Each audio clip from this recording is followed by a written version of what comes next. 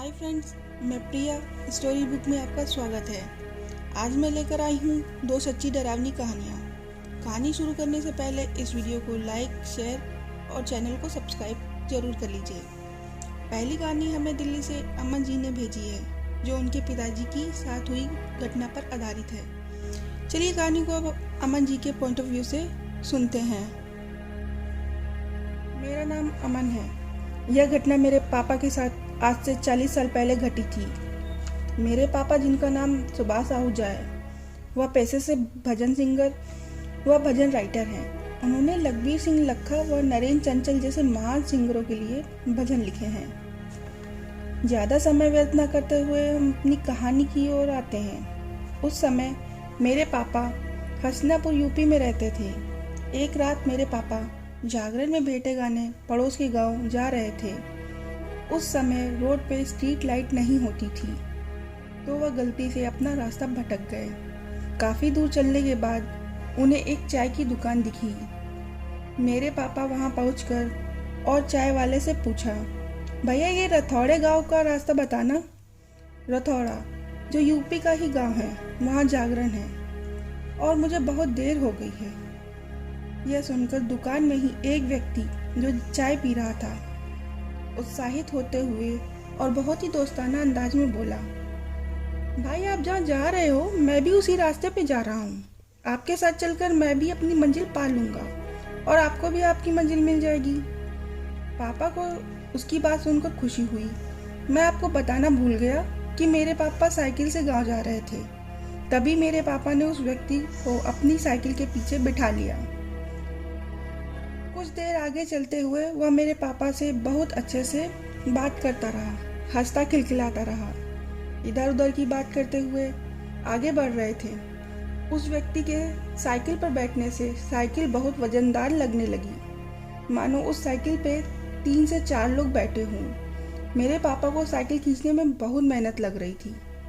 जैसे तैसे पापा आगे बढ़ते रहे और वह व्यक्ति रास्ता बताता रहा। लेकिन काफ़ी दूर चलने के बाद मेरे पापा ने उस व्यक्ति से पूछा, भाई अभी और कितनी दूर चलना है? तो वह व्यक्ति कुछ नहीं बोला।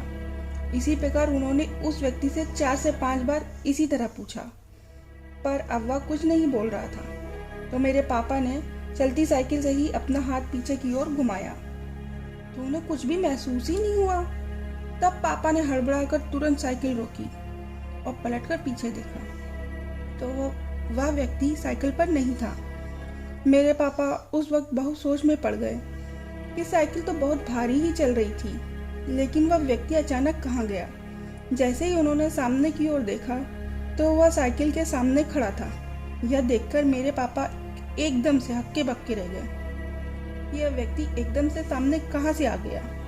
और पापा ने उससे पूछा, तुम जवाब क्यों नहीं दे रहे थे और अचानक से सामने कैसे आ गए? तो वह व्यक्ति बहुत ही डरावनी हंसी हंसने लगा और बोला कि सुभाष, तेरी आज किस्मत बहुत अच्छी है कि तू अच्छे काम से जा रहा है। तू ये सड़क सीधी पकड़ और सीधा चला जा, तुझे तेरी मंजिल मिल जाएगी। उसकी यह बात सुनकर पापा के पसीने छूट गए, क्योंकि एक तो वह बहुत ही डरावना दिख रहा था, ऊपर से उसे मेरे पापा का नाम नहीं पता था। उसकी यह बात सुनकर पापा तुरंत साइकिल पीछे की ओर करने लगे। तो वह बोला, पीछे ना जा, पीछे तेरी मौत है, सीधे चला जा जहाँ जा रहा था। और यह बोलते ही वह 2 कदम रोड की साइड में चला और गायब हो गया। यह देखकर मेरे पापा तुरंत ही वहाँ से अपनी साइकिल भगाते हुए वहाँ से निकल गए और किसी तरह वह जागरण में पहुँच गए। और कुछ देर बाद वह पानी पीकर अपने आप को शांत किया। तो वहाँ लोगों ने पापा को इतना घबराया और डरा हुआ देखकर उनसे पूछा, सुभाष जी आप इतने परेशान क्यों लग रहे हैं, क्या हुआ है? तब मेरे पापा ने गहरी सांस भरते हुए उन लोगों से सारी घटना बताई। तब लोगों ने उनसे कहा, आपका मन साफ था, आप अच्छे काम करने आ रहे थे, भगवान का आशीर्वाद था आपके ऊपर, तभी आप बच पाए। क्योंकि आप जिस रास्ते से आ रहे थे वो रास्ता शमशान घाट से होते हुए आता है और वहाँ कोई भी चाय की दुकान नहीं है। उस रास्ते से कोई भी रात में नहीं निकलता। आप ऊपर वाले का शुक्र मनाइए और उनके आगे माथा टेकिए कि आप बच गए। उम्मीद करती हूँ आपको यह कहानी पसंद आई होगी। चलिए अब अपनी दूसरी कहानी की ओर बढ़ते हैं, जो कि हमें किरण जी ने कानपुर यूपी से भेजी है। मेरा नाम किरण है। मैं कानपुर यूपी से हूँ। मैं एक गरीब परिवार से हूँ। मेरे माता पिता नहीं हैं। मेरे 2 भाई ने ही मेरी शादी जैसे तैसे करवा दी। शादी के कई साल बाद भी मुझे बच्चा नहीं हुआ। इस वजह से मेरे ससुराल में बहुत ताने मिलते थे, जिसके चलते एक दिन मेरे पति ने मुझे छोड़ दिया और मेरे भाइयों ने भी मुझे सहारा नहीं दिया। जैसे तैसे करके मुझे मेरी सहेली ने सहारा दिया और उसने ही मुझे कानपुर के कैंट के एक बंगले में काम लगवा दिया। मैं वहाँ खाना बनाती और वहीं के दिए हुए सर्वेंट क्वार्टर में रहने लगी। बंगले के साहब बहुत अच्छे हैं। उनका परिवार बाहर कहीं रहता है और वह यहीं पर बंगले में अकेले रहते हैं। कभी कभी उनकी बीवी और बच्चे आते और कुछ दिन रहकर चले जाते हैं। ज़्यादा टाइम मैं बंगले में ही रहती। जब साहब रात भर नहीं आते, मैं अकेलेपन की वजह से और दुखी होने की वजह से शराब पीने लगी थी। शराब की मुझे लत लग गई थी। शराब मुझे साहब की ही मिल जाती थी। एक दिन साहब काम से बाहर गए। उन्होंने बोला, घर का ध्यान रखना, मुझे आने में देरी हो जाएगी।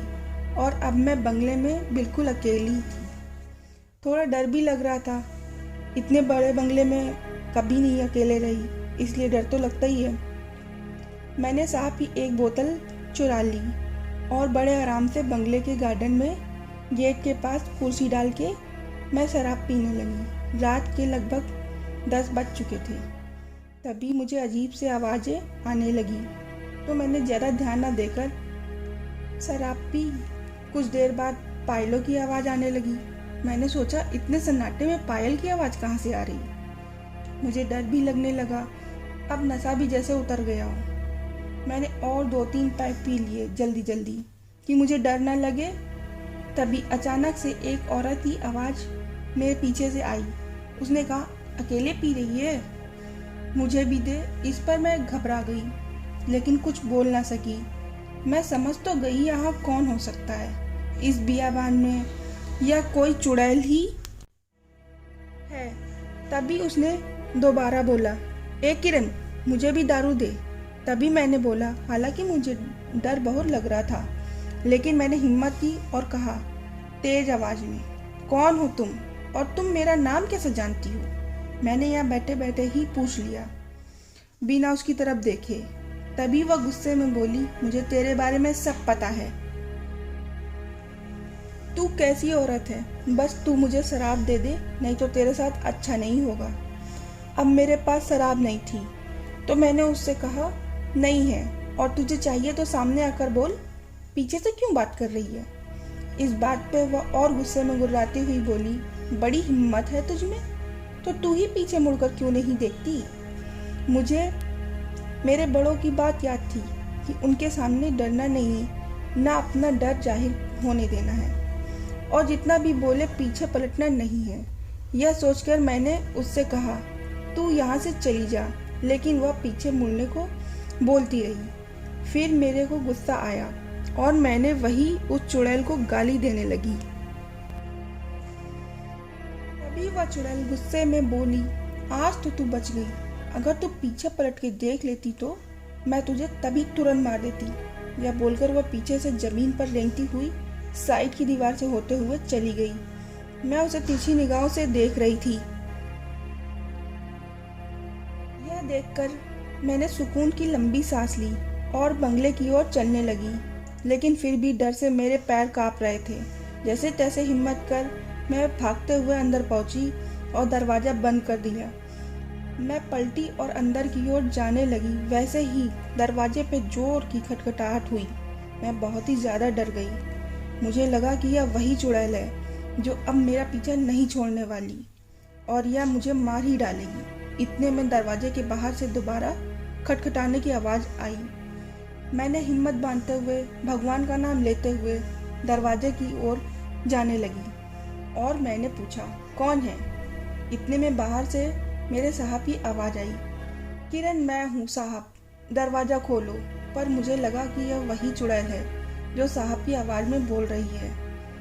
तो मैंने साहब से बोला कि अगर आप ही मेरे साहब हो तो हनुमान चालीसा बोल के बताओ। कुछ पल खामोशी के बाद जब मेरे साहब को लगा कि शायद यह किसी बात से डरी है, तो उन्होंने हनुमान चालीसा पढ़नी शुरू कर दी। तब मैंने बिना डरे दरवाज़ा खोल दिया और रोते हुए साहब को सारी बात बता दी।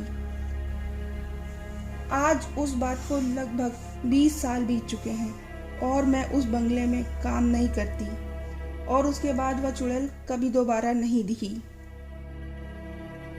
उम्मीद करती हूँ आपको मेरी दोनों कहानियाँ पसंद आई हों। अगर आप मुझसे अपनी सच्ची घटना शेयर करना चाहते हो तो इसके लिए आप मुझे अपनी कहानी ईमेल या इंस्टाग्राम पे भेज सकते हैं। दोनों का लिंक डिस्क्रिप्शन में मौजूद है। मिलते हैं अगली वीडियो में।